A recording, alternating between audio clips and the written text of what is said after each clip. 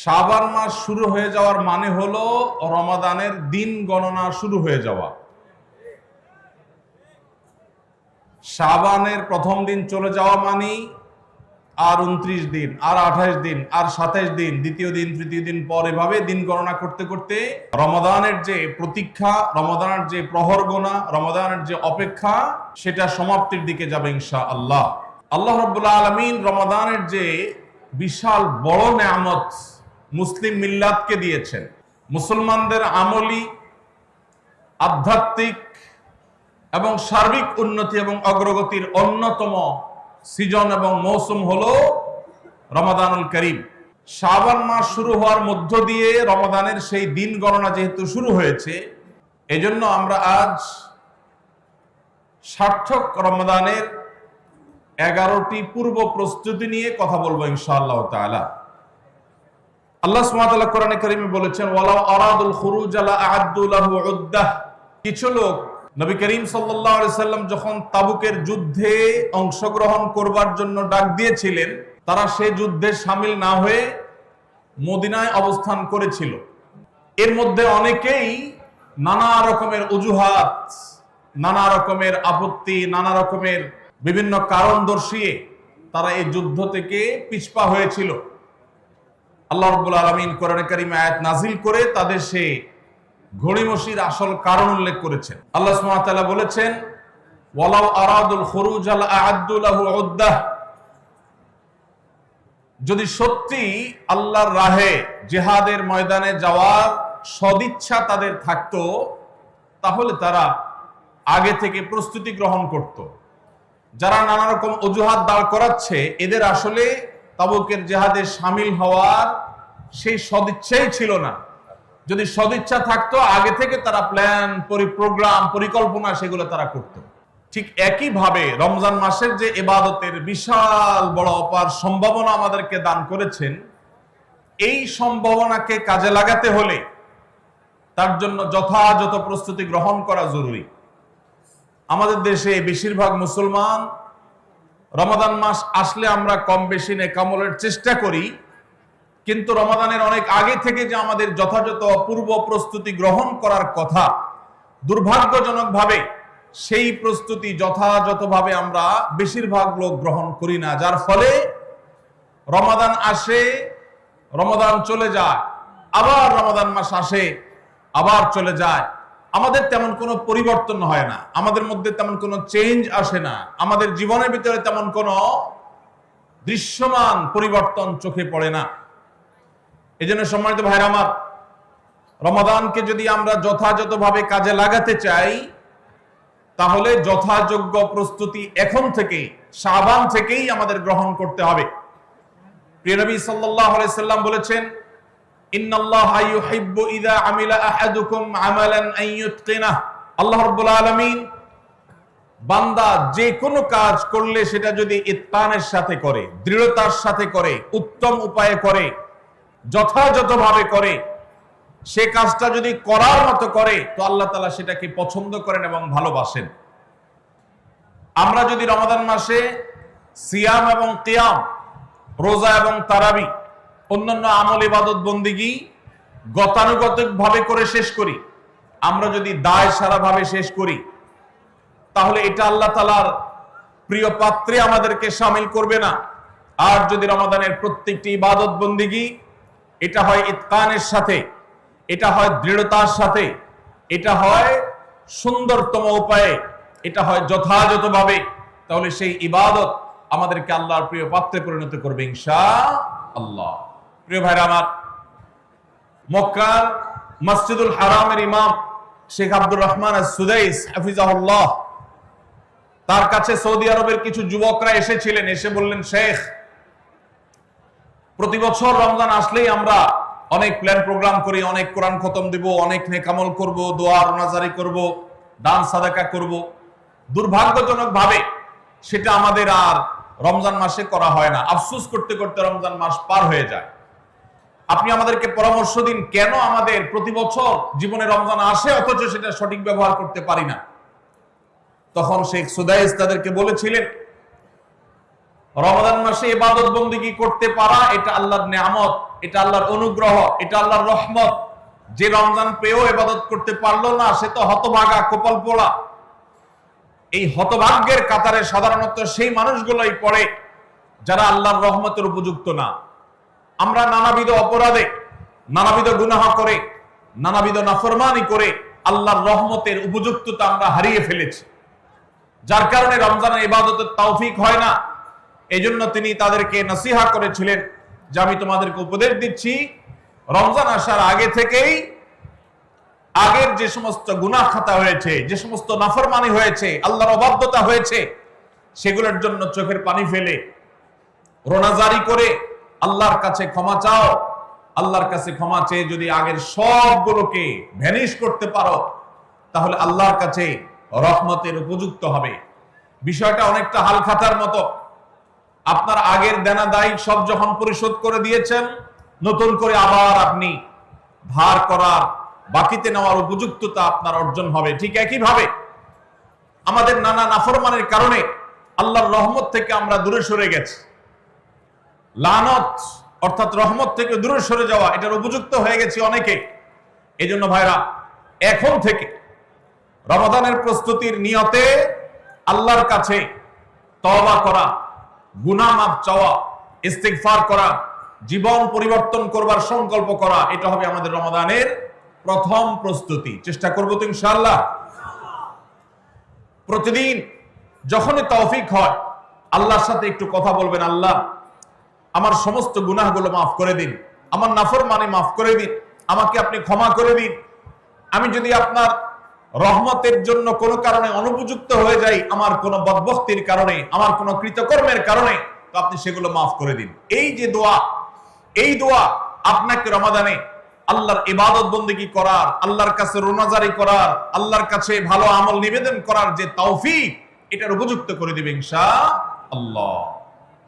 তাহলে রমাদানের প্রস্তুতির প্রথমটি আমরা পেয়ে গেলাম, সেটা হলো আগের গুনাহ খাতাগুলো থেকে ইস্তিগফার করা, তওবা করা, ফিরে আসা। এর মধ্য দিয়ে রমাদানে ইবাদতের জন্য নিজেকে প্রস্তুত করব ইনশাআল্লাহ। চেষ্টা করা যাবে না ইনশাআল্লাহ? নাম্বার 2, দ্বিতীয় প্রস্তুতি হলো রমাদান মাসে আল্লাহ রাব্বুল আলামিন এই মাসের যে ফজিলত বর্ণনা করেছে, কোরআন এবং হাদিস সম্পর্কে যাদের মৌলিক ধারণা আছে, হাদিসে রাসূল সম্পর্কে যাদের একটু ঘাটাঘাটিও আছে, তারা জানেন 2-3টা আমল সম্পর্কে কোরআন এবং সুন্নাহ সবচেয়ে বেশি সংখ্যক ভাষ্য বর্ণিত হয়েছে। সবচেয়ে বেশি সংখ্যক। এত ফজিলতের, এত তাৎপর্যের, এত মর্যাদার হাদিস আর অন্য আমল সম্পর্কে সাধারণত দেখা যায় না। সেই কয়েকটি আমল যেগুলোর ফজিলত বিপুল পরিমাণ, যেগুলোর ফজিলত সম্পর্কিত হাদিসের সংখ্যা অনেক, সেই রকম আমলগুলোর মধ্যে থেকে অন্যতম আমল হলো এই রমাদান কেন্দ্রিক আমল, সিয়াম, রোজা, এগুলোর ফজিলত। তো আমাদের রমাদান কেন্দ্রিক প্রস্তুতি হিসাবে দ্বিতীয়ত যে কাজটি আমরা করতে পারি সেটি হলো এখন থেকেই রমাদান মাসের কি কি ফজিলত আছে, সিয়াম সাধনার কি কি ফজিলত আছে, রমাদানের কি কি আমল আছে, বিশেষ করে ফজিলত এবং মর্যাদার কথাগুলো আলোচনা শুরু করা। এখন থেকে বাসা বাড়িতে গোল হয়ে কোন নির্দিষ্ট বইকে কেন্দ্র করে পাঠ চক্র হতে পারে, গ্রুপ স্টাডি হতে পারে, পর্যালোচনা হতে পারে যে রমাদান মাসের কি কি মাহাত্ম্য আছে, এক একজন এক একটা বললেন। এই আলোচনা পর্যালোচনার মধ্য দিয়ে মনোজগতে রমাদানের জন্য এক ধরনের প্রস্তুতি, এক ধরনের আবহ তৈরি হবে ইনশাআল্লাহ। এজন্য দ্বিতীয় প্রস্তুতি হিসাবে আমরা এই কাজটি ইনশাআল্লাহ করব, সেটা হলো রমজানের ফজিলত, রমজানের মর্যাদা, সিয়ামের ফজিলত, অন্যান্য আমলের উপকারিতা, সেগুলো নিয়ে আমরা বেশি বেশি পর্যালোচনা করব। যত বেশি আপনি আগে থেকে পর্যালোচনা করবেন, রমাদানের প্রতি আপনার তৃষ্ণা, সিয়াম সাধনার প্রতি আপনার ভেতরে আকাঙ্ক্ষা, প্রত্যাশা এবং প্রতীক্ষা, এটা আপনার মধ্যে বাড়তে থাকবে এবং রমাদানের প্রতিটা মিনিটকে কাজে লাগাবার জন্য তাগাদা আপনার ভিতরে অনুভব হবে ইনশাআল্লাহ। নাম্বার 3, তৃতীয় প্রস্তুতি হলো আমাদেরকে প্রতিজ্ঞা করতে হবে এই রমাদানে আমরা নেক আমল করবই করব এবং কোন আমল, কোন ভালো কাজ, কোন সুন্নাহ এটা করার ব্যাপারে কোন প্রকার অলসতা করব না। কারণ ভাইরা আমার, রমজান মাস পেয়েও যদি আল্লাহর কাছে কেউ ক্ষমা না পায়, একটা প্রসিদ্ধ হাদিস আপনারা সবাই কম বেশি শুনেছেন যে নবী সাল্লাল্লাহু আলাইহি ওয়াসাল্লামের কাছে জিবরিল এসে বলেছেন বাউদা মান আদরাকা রমাদান ফালাম ইউগফার লাহ, যে ব্যক্তি রমজান পেয়েছে অথচ রমজানের এই বিশাল সুবর্ণ সুযোগকে কাজে লাগিয়ে সে তার জীবনের সব গুনাহগুলো মাফ করাইতে পারে নাই, সে আল্লাহর কাছ থেকে মাগফিরাত আদায় করে নিতে পারে নাই, সে জাহান্নাম থেকে মুক্ত এই ঘোষণা সে আদায় করতে পারে নাই, অথচ সে রমজান মাস পেয়েছে, এর চাইতে হতভাগা আর কে হতে পারে? তার সে ধ্বংস হোক। এই বদদুআয় নবী সাল্লাল্লাহু আলাইহি সাল্লাম আমিন বলে সমর্থন জানিয়েছেন, সায় দিয়েছেন। এজন্য ভাইরা, রমজান মাস এসেছে কিন্তু আমল ইবাদত হয় নাই, রমজান মাস এসেছে আবার চলে গেছে কিন্তু আমার গুনাহ আল্লাহর কাছ থেকে মাফ করাতে পেরেছি বলে আমার বুক সাড়া দেয় না। তাহলে এর চাইতে বড় হতভাগা, এর চাইতে বড় কপাল পড়ার কেউ হতে পারে না। রমজানের আমল ইবাদত, রমজানের নেক আমল, রমজানের দোয়া, রমজান মাসের চোখের পানি ফেলা, এটা ভাইরা শুধুমাত্র নিজের প্রেরণার জায়গা থেকে শুধুমাত্র সব আহরণের জন্যই নয়। এটা যদি না করি তাহলে জিবরিলের বদদুয়া, নবীজি সাল্লাল্লাহু আলাইহি সাল্লামের বদদুয়া, আল্লাহর পক্ষ থেকে ধ্বংস হওয়ার পরোয়ানা, এগুলো অনিবার্য হয়ে যাবে। এই কথা চিন্তা করে এখন থেকে রমাদান কেন্দ্রিক প্রস্তুতির অংশ হিসাবে আমাদেরকে প্রতিজ্ঞা করতে হবে, এইবারের রমাদানের প্রতিটা দিন আমি আল্লাহর কাছে চোখের পানি ফেলে একটা নির্দিষ্ট সময় কান্নাকাটি করব, আমার গুনাহ খাতাগুলোকে মাফ করাবো, জাহান্নামীদের তালিকা আমার নাম যদি কোনো কারণে যেয়ে থাকে আমি এমন ভাবে রোনাজারি করব, এমন ভাবে ইস্তেগফার করব, এমন ভাবে চোখের পানি ফেলবো, একান্তে নীরবে আল্লাহর সাথে কথা বলবো যেন আমার সমস্ত গুনাহগুলো মাফ হয়, জাহান্নামীদের তালিকা থেকে যেন আমার নাম কেটে যায়। এর জন্য ভাইরা এখন থেকে প্রতিজ্ঞাটা করতে হবে। প্রস্তুতি হলো কাজ হবে রমজানে, কিন্তু প্রতিজ্ঞা হবে এখন থেকে যে আমি কোনোভাবে এইবারের রমজানের সুযোগ আর হাতছাড়া করব না ইনশাআল্লাহ। তাহলে 3 নম্বর হলো যে রমজান কেন্দ্রিক সমস্ত আমলগুলো করব, আল্লাহর কাছে তওবা ইস্তেগফার করে নিজের গুনাহগুলোকে মাফ করায়া ছাড়বো, জাহান্নাম থেকে মুক্তি তথা নাজাত এটা নিজের করে নেব। এই মর্মে প্রতিজ্ঞাটা এখন থেকে যেই কয়দিন রমজান আসতে সময় আছে প্রতিদিন আমাকে নবায়ন করতে হবে। প্রতিজ্ঞা আজকেরটা যেভাবে হবে কালকেরটা আরো স্ট্রং হবে, তারপরের দিন আরো স্ট্রং হবে। প্রতিদিন আমি স্বপ্ন লালন করব কবে রমজান শুরু হবে, আর আমি আল্লাহ রাব্বুল আলামিনের কাছে রমজানের এই সমস্ত ইস্তেগফার, তওবা, আমল এগুলোকে নিবেদন করতে থাকবো। চেষ্টা করা যাবে না ইনশাআল্লাহ? তাহলে 3 নম্বর প্রস্তুতি হলো রমজান মাসে নেক আমল করার প্রতিজ্ঞা করা, মাগফিরাত এবং নাজাত আদায় করার প্রতিজ্ঞা এখন থেকে করা। নাম্বার 4 নম্বর যে প্রস্তুতিটা আমাদের নিতে হবে সেটা হলো, যদি আগের রমজানের কোন রোজা কারোর কাজা থাকে, এই রমজান আসার আগে আগে শাবান মাসের মধ্যেই সেই কাজাগুলো আদায় করে ফেলা উচিত। আম্মা জান আয়েশা রাদিয়াল্লাহু তাআলা আনহা বলেছেন যে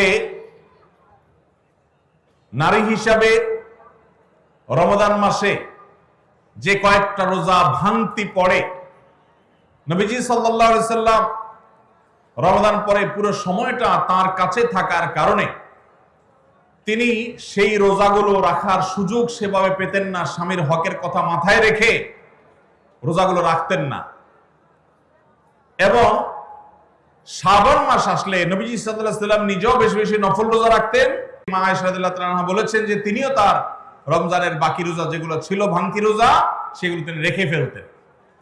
এই হাদিস থেকে বোঝা যায় রমজানের রোজা যদি কারোর কাজা হয়, পুরুষদের অসুস্থতার কারণে হতে পারে, মা বোনদের মাসিকার কারণে হতে পারে, তাহলে সেই রোজা যত দ্রুত সম্ভব আমরা কাজা করে ফেলবো।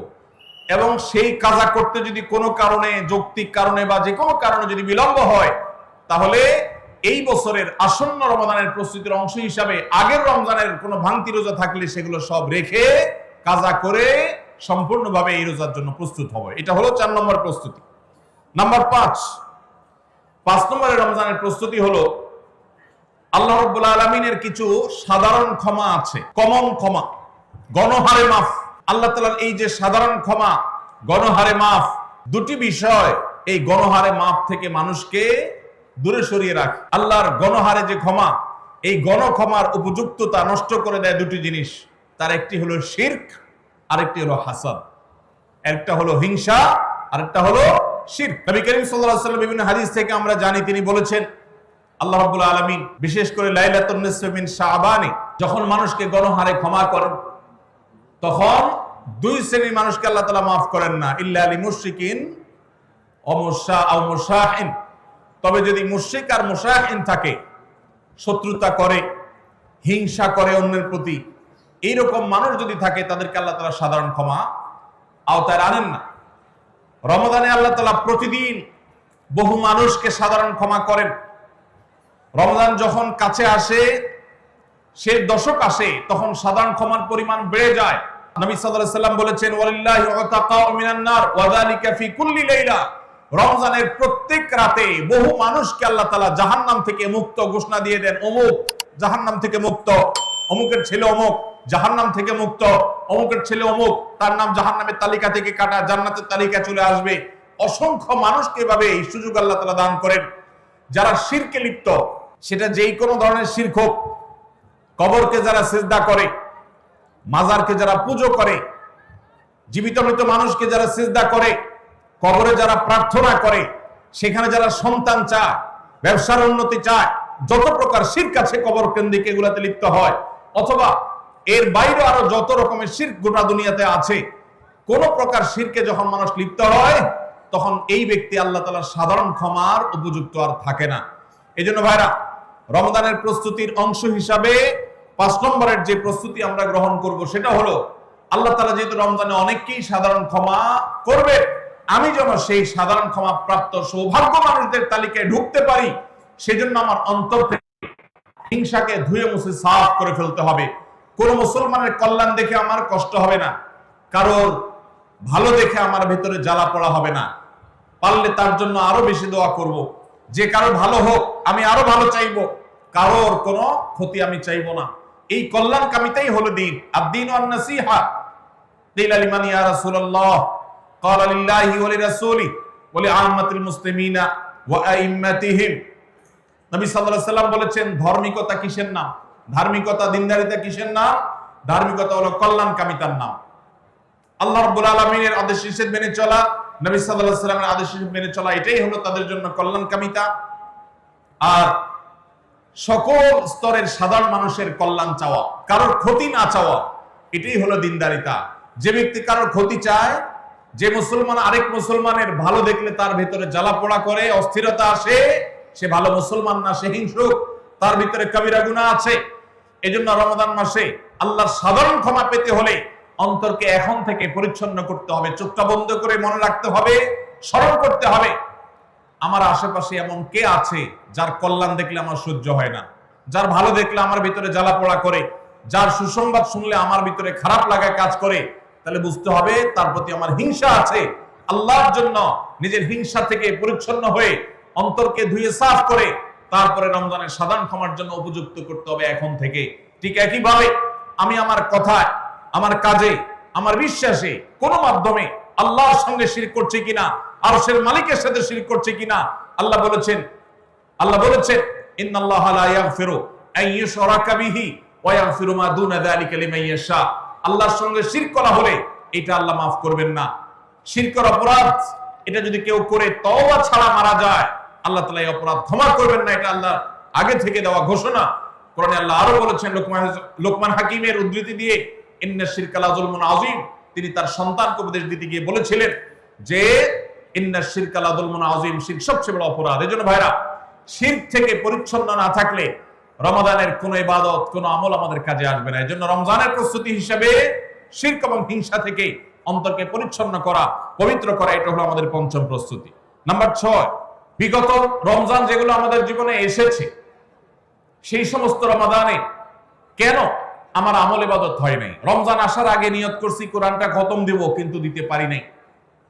রমজান আসার আগে নিয়ত করেছিলাম এই বছর একটা তারাবিও মিস করব না, কিন্তু অনেকগুলো মিস হয়ে গেছে। রমজান আসার আগে নিয়ত করেছিলাম এই বছর রমজান থেকে এই ধূমপান করা ছেড়ে দিব, কিন্তু অনেকে ছাড়তে পারেন নাই।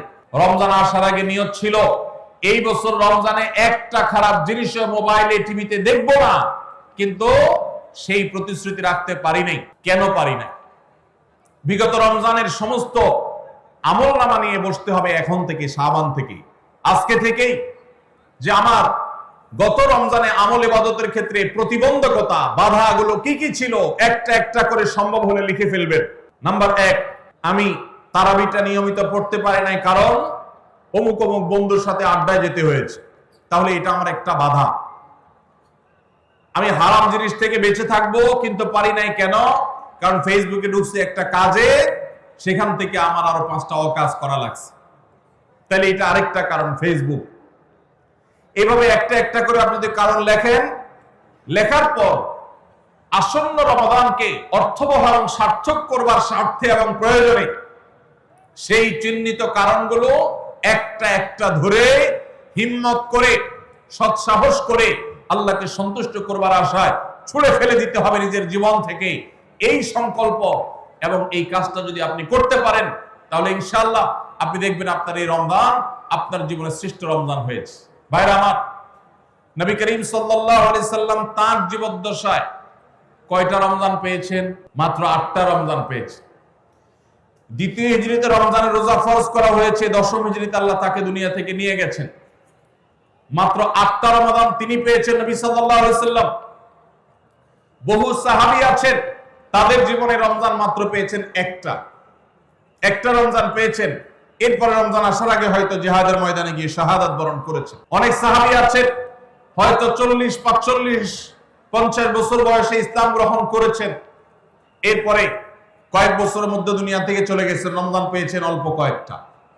আর আমরা জন্মসূত্রে মুসলমান হওয়ার সুবাদে এক একজন মানুষ 20টা, 30টা, 40টা, 50টা রমজান আমরা পেয়েছি। দুর্ভাগ্য আমাদের, সাহাবা একরাম মাত্র 2, 4, 5টা রমজান পেয়ে তাদের জীবনকে যেই পর্যায়ে নিয়ে গেছেন, আমরা বেশিরভাগ মানুষ জীবনে 30, 40, 50টা রমজান পেয়েও আমাদের জীবনকে সেই পর্যায়ে নিতে পারি নাই। ভাইরা আমার, এই জন্যই আসন্ন রমজানকে সঠিকভাবে ব্যবহার করবার জন্য আমাদের বিগত রমজানগুলোর সমস্ত সমস্যাগুলোকে চিহ্নিত করতে হবে। কি কি কারণে আমি এর আগের রমজানগুলো সঠিকভাবে কাজে লাগাতে পারিনি, ব্যবহার করতে পারিনি, সেগুলো একটা একটা করে দূর করতে হবে। যেমন সোশ্যাল মিডিয়া, ফেসবুক, ইউটিউবের আসক্তি, এটা আমার আগের বছর রমাদানের যে ইবাদত, এটার ক্ষেত্রে প্রতিবন্ধকতা ছিল। তাহলে এই বছরের ইবাদতের প্রস্তুতির অংশ হিসাবে এই সোশ্যাল মিডিয়া, ফেসবুক আমার মোবাইল থেকে আনইনস্টল করে ফেলতে হবে। চেষ্টা করা যাবে না ইনশাআল্লাহ? ভাইরা আমার, যদি ফেসবুক আমার আমল ইবাদতের প্রতিবন্ধকতা তৈরি করে, তাহলে ফেসবুককে আল্লাহর জন্য কোরবানি করবেন রমজান মাস উপলক্ষে। কারা কারা প্রস্তুত আছেন? হাত তোলেন। বুঝে শুনে হাত তুলছেন? বুঝে শুনে হাত তুলছেন? আল্লাহ এই হাতগুলোকে সবগুলোকে কবুল আর মঞ্জুর করুন। যুবক ভাইরা, আপনারা ফেসবুক মোবাইল থেকে আনইনস্টল করার নিয়ত করছেন, এটার মানে কিন্তু আপনারা এক একজন আল্লাহর রাহে কোরবানি হওয়ার নিয়ত করছেন। প্রস্তুত আছেন তো ইনশাআল্লাহ? নিজেদের কোরবানি করার জন্য প্রস্তুত আছেন তো ইনশাআল্লাহ? আল্লাহ তাআলা আমাদেরকে তৌফিক দান করুন। ভাইরা আমার, রমাদানের 6 নম্বর প্রস্তুতির অংশ হিসেবে যে কাজটি করতে হবে বলছিলাম, সেটা হলো আমাদের সমস্যাগুলো কি কি হয়েছে সেগুলো চিহ্নিত করে সেগুলো দূর করতে হবে। আর 7 নম্বর প্রস্তুতির অংশ হিসেবে আমরা যেটি করব সেটা হলো রমাদান কেন্দ্রিক সমস্ত আহকাম এবং মাসাইল, বিধিবিধানগুলো আমাদের শিখে ফেলতে হবে। এটা রমজানের প্রস্তুতি। আমাদের দেশে অনেক মসজিদে ইমাম সাহেবরা তালিম করেন রোজা ভঙ্গের কারণ কি, রোজা মাকরুহ হওয়ার কারণ কি, রোজার জন্য ক্ষতিকর বিষয়গুলো কি কি, এগুলো রমজান মাসে বিভিন্ন নামাজের পরে তালিম করেন। এটা একটা ভালো চেষ্টা, কিন্তু এই কাজটা যদি আমরা শাবান মাস থেকে নিজস্ব উদ্যোগে করি সেটা হবে আরো ভালো চেষ্টা। কথা কি বুঝে আসছে ভাই? তাহলে রমজান আসার আগে থেকেই আমরা মাসাইলের তালিম, মাসাইলের শিক্ষা, জ্ঞান অর্জন, রমজানের বিধিবিধানগুলো আমরা জানার চেষ্টা করব। এটা হবে পার্ট অফ প্রিপারেশন ফর রমাদান। রমজানের জন্য প্রস্তুতির অংশ হিসাবে আমাদের এখন থেকে রমজান এবং সিয়ামের মাসাইলগুলো জানতে হবে। আল্লাহ আমাদের সবাইকে আমলের তৌফিক দান করুন। 8 নম্বর হলো রমজানে যে আমলগুলো করবেন এখন থেকে সেগুলোর ওয়ার্ম আপ এবং রিহার্সাল শুরু করে দিবেন, প্রস্তুতি শুরু করে দিবেন, চর্চা শুরু করে দিবেন। কারণ মানুষ দাঁড়ানো অবস্থায় হঠাৎ করে জোরে দৌড় দিতে পারে না। একটা গাড়ি সেটা দাঁড়ানো অবস্থায় হঠাৎ করে 100, 150, 110, 20 গতিতে চলতে পারে না। প্রথম 10, 20 হয়, এরপরে 40, 60 হয়, এরপর আস্তে আস্তে 100 বা 110, 20 হয়। এই জন্য রমজান মাসে যদি আপনি বিপুল পরিমাণ ইবাদত করতে চান, অনেকে আছেন অপেক্ষা থাকেন রমজানের চাঁদ উঠলে সব শুরু করব। এদের দ্বারা জীবনে কিছুই হয় না। যারা আসলেই রমজানে কিছু করতে চায় তারা এখন থেকে শুরু করবে। রমজানে আমরা রোজা রাখবো। নবী সাল্লাল্লাহু আলাইহি সাল্লাম শাবান থেকে নফল রোজা রাখার অভ্যাস শুরু করতেন। রমজানে আমরা দোয়া করব, এখন থেকে দোয়ার রিহার্সাল শুরু করা, প্রস্তুতি শুরু করা। যে কোনো গুরুত্বপূর্ণ কাজের আগে মহড়া শুরু হয়, তারপরে মূল কাজ শুরু হয়। এজন্য শাবান মাস থেকে আমাদের প্রস্তুতি চলতে হবে। চেষ্টা করা যাবে না ইনশাআল্লাহ? তাহলে 8 নম্বরের প্রস্তুতি হলো যেই আমলগুলো রমজানে করব সেগুলোর রিহার্সাল, সেগুলোর প্রস্তুতি, ওয়ার্ম আপ এখন থেকে শুরু হবে। নাম্বার 9, রমজান মাসের দিন এবং রাত যেভাবে কাটাবেন তার জন্য একটা প্ল্যান করে ফেলবেন। সুন্দর করে একটা স্কেডিউল করে ফেলবেন, রুটিন করে ফেলবেন যে আমি কোরআন তেলাওয়াতটা কোন সময় করব। দিনের কোন সময়টাতে আমি কোরআন তেলাওয়াতের জন্য টাইম বরাদ্দ রাখলে সেটা মিস হবে না। হতে পারে ঘুমানোর আগে, হতে পারে ফজরের পরে। কোন টাইমটা আমার সবচেয়ে কোরআন তেলাওয়াতের জন্য নিরাপদ টাইম সেটা আমি ফিক্স করব। এই ঠিক একইভাবে আমি আল্লাহর কাছে রোনাজারের জন্য ভালো সময় কোনটা সেটা ঠিক করব। আমরা আমাদের আসুন্নাহ ফাউন্ডেশন থেকে আপনারা জানেন রমাদান প্ল্যানার নামে একটা প্ল্যানার তৈরি করেছি রমজানকে অর্থবহ করবার জন্য। এবছর আরেকটা নতুন বই আমাদের আসছে সামনের সপ্তাহে ইনশাআল্লাহ। মাহে রমজানের 27টি আমল, মাসনুন আমল কোরআন সুন্নাহর আলোকে। প্রত্যেকটা খুঁটিনাটি আমলকে আলাদা আলাদা করে উল্লেখ করা হয়েছে। খুব ছোট্ট ছোট বই। উদ্দেশ্য রমাদানকে অর্থবহ করা। অতএব রমাদানকে অর্থবহ করবার জন্য আপনার প্ল্যান করতে হবে আগে থেকে, সেটা এখন থেকেই, যে আপনি কখন কোন কাজটা করবেন, কোন আমলটা করবেন, কোন ভালো কাজটা করবেন। এগুলো যদি আগে থেকে প্ল্যান হয় দেখবেন কাজটা করা সহজ হয়েছে। নাম্বার 10, রমাদানের প্রস্তুতির অংশ হিসাবে চাঁদ দেখার চেষ্টা করতে হবে। চাঁদ দেখা, আজকাল চাঁদ দেখার আমলটা বিলুপ্ত হয়ে গেছে, অনেকটাই হারিয়ে যাচ্ছে। চাঁদ দেখা কমিটি ছাড়া সাধারণ মানুষ চাঁদ দেখতে আমরা ভুলে গেছি। আমরা চাঁদ দেখি কিন্তু ফেসবুকে, আকাশে না। চাঁদ কি ফেসবুকে দেখবেন না আকাশে দেখবেন? সবাই যদি চাঁদ ফেসবুকে খোঁজেন তাহলে আকাশে সরকারি কিছু লোক খুঁজবে, হেলাল কমিটির লোকজন খুঁজবে। হেলাল কমিটির লোকদের উপরে ভরসা করে যদি এই কোটি কোটি মানুষ তাদের রোজা রাখে তাহলে প্রায় বছর দেখেন গন্ডগোল লাগে। চাঁদ উঠছে আবার উঠে নাই, উঠে নাই ঘোষণা হয়ে আবার 11টা বাজে 10টা বাজে উঠছে। এই ঘটনা হয় না? হয় না? এই ঘটনা এই জন্য হয় যে আমরা সবাই চাঁদ দেখার দায়িত্বটা পালন করি না। নবীজি বলেছেন সুমু লিরুইয়াতিহি ওয়া আফতিরু লিরুইয়াতিহি, তোমরা রোজা রাখো চাঁদ দেখে, আবার ঈদও করো চাঁদ দেখে। এই জন্য 29শে শাবান পশ্চিম আকাশে চাঁদ খোঁজার চেষ্টা করবেন সন্ধ্যার সময়। চেষ্টা করবেন না ইনশাআল্লাহ? চেষ্টা করে যদি চাঁদ দেখতে নাও পারেন তারপর আপনি সওয়াব পাবেন। আর যদি চাঁদ দেখেন তাহলে দোয়া করবেন আল্লাহুম্মা আহিল্লাহু আলাইনা বিল ইয়ুমনি ওয়াল ঈমান ওয়াস সালামাতি ওয়াল ইসলাম রাব্বি ওয়া রাব্বুকাল্লাহ। হে আল্লাহ, এই চাঁদকে আপনি বরকত এবং ঈমান দিয়ে আমার জন্য পরিপূর্ণ করে দিন। এই মাস আমার জন্য নিরাপদ এবং ইসলাম দিয়ে পরিপূর্ণ করে দিন। হে চাঁদ, তোমার আর আমার পালনকর্তা একজন আল্লাহ। অতএব এই চাঁদ দেখার চেষ্টা করব। এটাও রমাদানের প্রিপারেশন, রমাদানের প্রস্তুতির অংশ।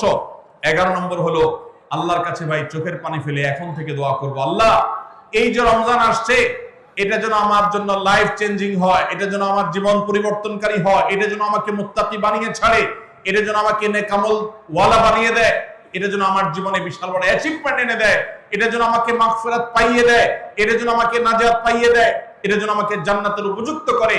এই রমজান যেন আমাকে জাহান্নামীদের তালিকা থেকে আমার নামকে কাটানোর নিশ্চয়তা এনে দেয়। সেইভাবে রমজানকে কাটাবার জন্য আপনি তৌফিক দান করুন। এখন থেকে আল্লাহর কাছে এই বরাদ্দ আদায় করতে হবে, চেয়ে নিতে হবে এবং সেটার জন্য দোয়া করতে হবে। এই দোয়াটা হলো একাদশ এবং সর্বশেষ প্রস্তুতি। চেষ্টা করা যাবে না ইনশাআল্লাহ রমাদানকে কেন্দ্র করে? তাহলে যে প্রস্তুতিগুলো আমরা নিতে পারি, যেগুলো আমাদের রমাদানকে অর্থবহ করতে পারে, তার ভিতরে 1 নম্বর বলেছিলাম তওবা ইস্তেগফার করে আগের সব গুনাহগুলো থেকে আল্লাহর কাছ থেকে মাগফিরাত আদায় করে নেওয়া, যাতে করে রমজানে ইবাদতের জন্য আপনি উপযুক্ত হন, আল্লাহর রহমত প্রাপ্তির তৌফিক প্রাপ্ত হন। অনেক সময় গুনাহগুলো ইবাদতের ক্ষেত্রে বাধা হয়, গুনাহের কারণে আল্লাহর ইবাদতের তৌফিক হয় না।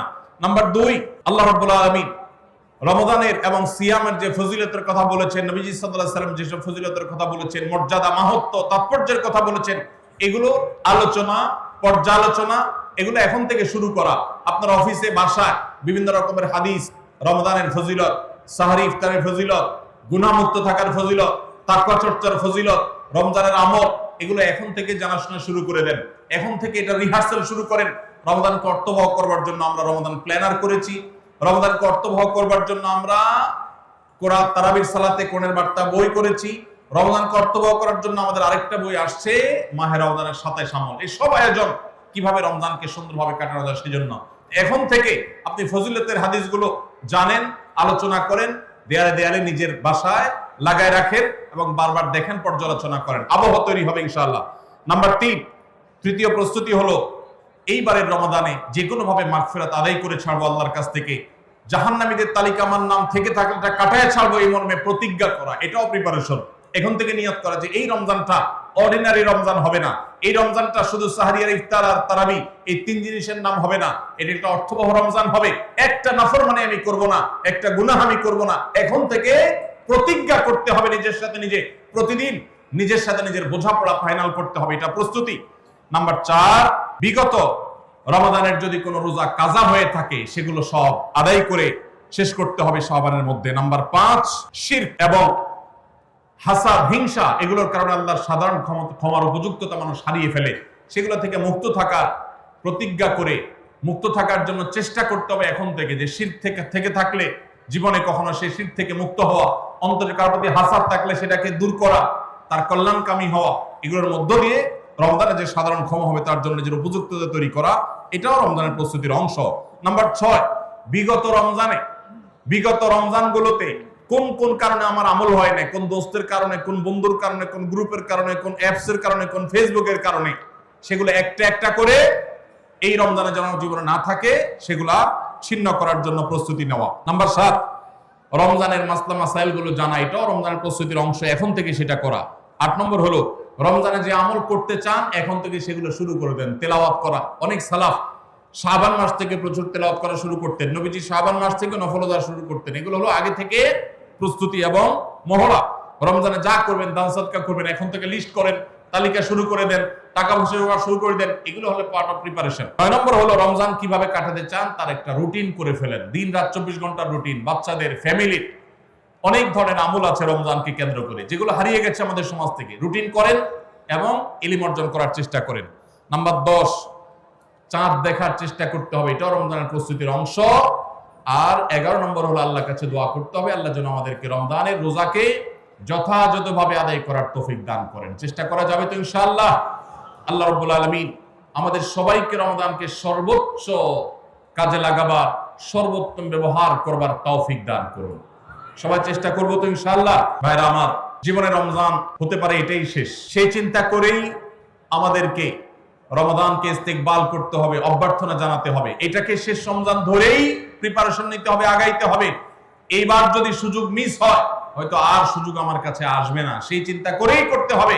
তাহলে ইনশাআল্লাহ এই রমাদানে অর্থবহ কিছু করা সম্ভবপর হবে। আমরা সবাই সেজন্য যার যার জায়গা থেকে সচেষ্ট হব আগে থেকেই।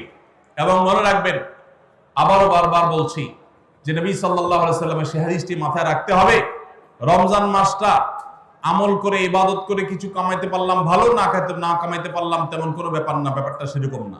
ব্যাপারটা হলো, যদি এই মাস চলে যায় আর অবহেলায় আপনি আল্লাহর কাছ থেকে মাগফিরাত আদায় করতে না পারেন, তাহলে বাউদামান আদরাকা রমাদান ওয়া লাম ইগফার লাহ, এই হাদিসের মিসদাক হবেন আপনি, এই হাদিসের প্রয়োগ ক্ষেত্র হবেন আপনি। সেক্ষেত্রে রমজান পেয়েও মাগফিরাত না পাওয়ার কারণে ধ্বংস অনিবার্য হয়ে যাবে। এটা শুধুমাত্র শখের বিষয় না, এটা ডু অর ডাই এর মতো ব্যাপার। আপনি রমজান পাইলেন আর মাগফিরাত পাইলেন না, জাহান্নাম নিশ্চিত হবে। অতএব যারা বাঁচতে চায় তারা এখন থেকে প্ল্যান প্রোগ্রাম করা যাবে না ইনশাআল্লাহ। সেই সাথে আমি শুরুতে যেটা বলেছিলাম, রমাদান সেই মাস যেই মাসে আমল এবং ইবাদতের শুধু উন্নতি আর তারাক্কি না, মুসলমানদের সার্বিক অগ্রগতি, উন্নতি আল্লাহ রাব্বুল আলামিন এই মাসে দিয়েছেন। ঐতিহাসিক বদরের যুদ্ধের সেই স্মৃতি বিজড়িত মাস এই রমাদান। মক্কা বিজয়, বড় বড় ঘটনা ইসলামের ইতিহাসে, বড় বড় সাফল্য আল্লাহ তাআলা রমাদানে দিয়েছেন। অতএব সেই জন্য নিজেদেরকে প্রস্তুত করতে হবে, প্রস্তুতি এখন থেকে গ্রহণ করতে হবে। এবং বাংলাদেশের এই মাটি আল্লাহ রাব্বুল আলামিন যেন দ্বীনের জন্য, ঈমানের জন্য, কোরআনের জন্য, সুন্নাহর জন্য কবুল করেন। এদেশের মুসলমানদের অন্তরের অন্তঃস্থলে যেন দ্বীনকে আল্লাহ তাআলা গেঁথে দেন। আমাদেরকে সবাইকে যেন আল্লাহ তাআলা প্র্যাকটিসিং মুসলমান বানায় দেন। নামধারী মুসলমানদেরকে আল্লাহ যেন সিরিয়াস মুসলমান বানায় দেন। নামাজি মুসলমানকে যেন আল্লাহ আখলাকওয়ালা মুসলমান বানায় দেন। আখলাকওয়ালা মুসলমানকে যেন আল্লাহ মুখলিস মুসলমান বানায় দেন। আমরা সবসময়